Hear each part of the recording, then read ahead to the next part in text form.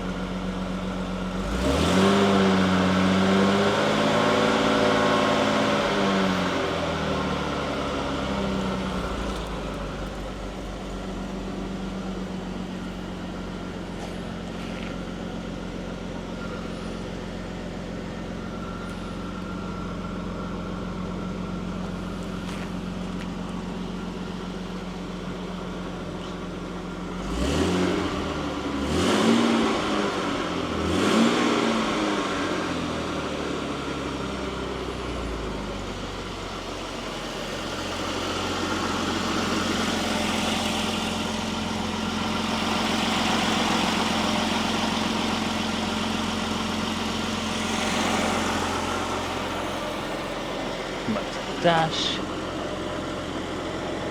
And there's no warning lights. Perfect, thank you for that.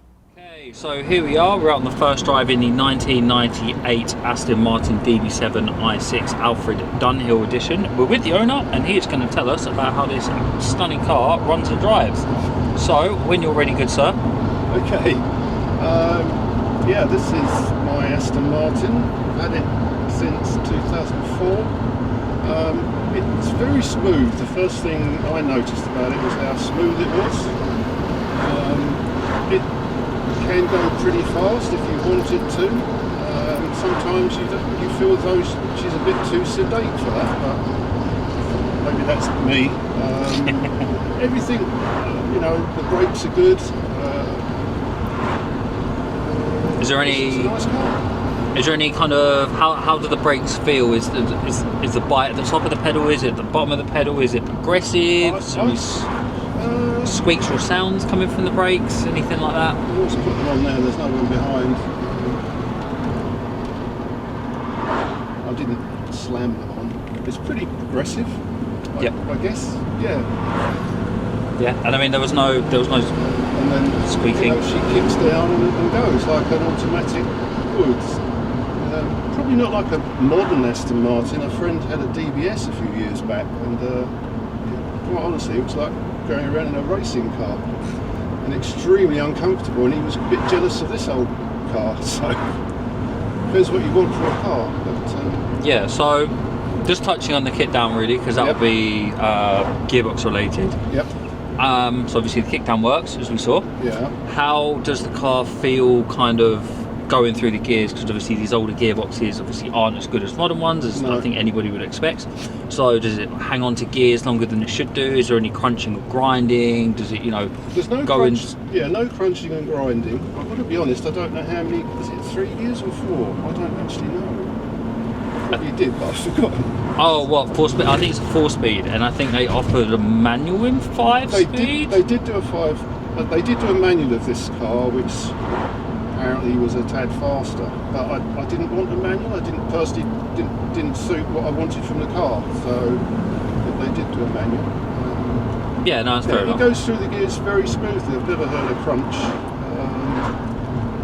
Reverse is quite fast, which can catch you out when you first get the car. If you're in a car park, reverse is rather quick. Is that kind of, you pop it in reverse and it just like shoots back? Oh no, it's only when you touch the accelerator, but it is faster than you would expect, because I remember when I first test drove one, I thought, oh, it's quick. So they all like it. Pretty good turning circle, if that's of interest to people.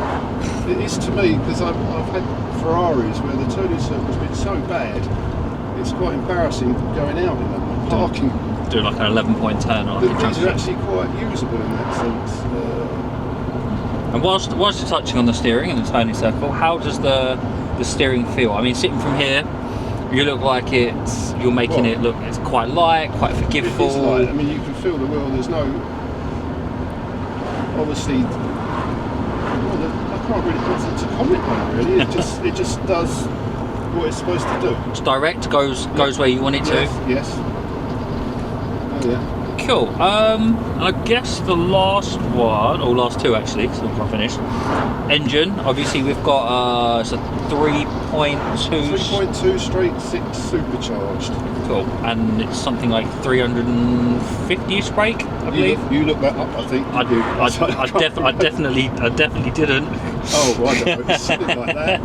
Rolls-Royce say it's sufficient, don't they? So we'll say it's pretty fast. Actually, these cars were sprayed by Rolls-Royce, because when these ones were built, apparently the Aston Martin paint shop was shut for refurbishment. Oh, okay. And so these cars are actually painted by Rolls-Royce, which is why the paint's so good. Just these additions? I don't know. That's what I was told. Oh, okay. By Chilton. But I mean, coming back to the engine, yep. It's responsive, there's no unwanted sounds or anything like that. No. Obviously we saw the... No. And it's done... Oh, that's a good example of the brakes working. We'll just have to slow down really quickly. No, it was alright, it was fine, it wasn't aggressive or anything like that. Okay, and I suppose really the last one, given the kind of car that it is, bearing in mind we're in England, so this is arguably the most important one. Suspension. How does it feel? It's very smooth. I mean, and it's not like some of the more modern cars, when you go over the bumps, it shakes all your bones. It's not like that. Prefers, I would say, touring roads, nice open roads. Back streets, I don't think it's ideal for, personally. Yeah. But then a car like this isn't really built for those sort of conditions. No, it is, I suppose, more of a kind of a GT car, isn't it? The last time I went to get it MOT'd, the guy was amazed it had double shock absorbers at the back. Did you notice that? I believe it. It's pretty good suspension. Because it was all set up by that fella Tom Walkinshaw, who used to race Jaguars. Okay. And he was very involved in the development of this car and that motorbike. And yeah, so I think he got involved in the engine and all sorts of things, and the suspension. So. Okay.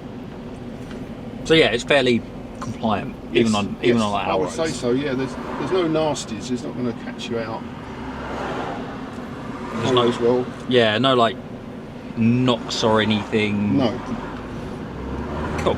I did once have knocks, and it turned out it was the front shock absorber top mounts, and I had them replaced, and that would solve that. Okay. Cool. Now I can carry on up to another roundabout, or I can go around this one and go back. If we head round this one. Round this one? Yeah, that'll be perfect. And I'll just leave this on just a little longer.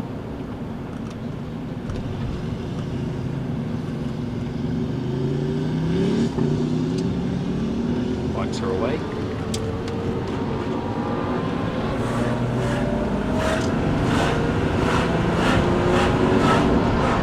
Cool, well, brilliant, thank you for that.